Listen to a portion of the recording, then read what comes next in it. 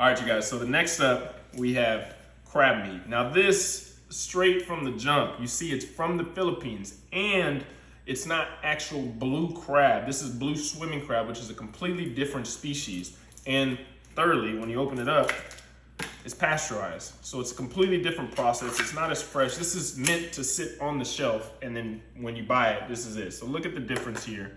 When you put it, you see the red? That's not what you're supposed to see in actual blue crab. Now, when we go to the crab place, let me pull this out. This is fresh. This is actual blue crab meat straight from Chesapeake Bay. You know where it's coming from. And when they hand pick it, they put it in this container and ship it overnight directly to you. So it's not sitting on a shelf. This is as fresh as you can get. And look at the difference here. When we pull that out, that major difference. This is the actual product. This is not what you want. Crab place.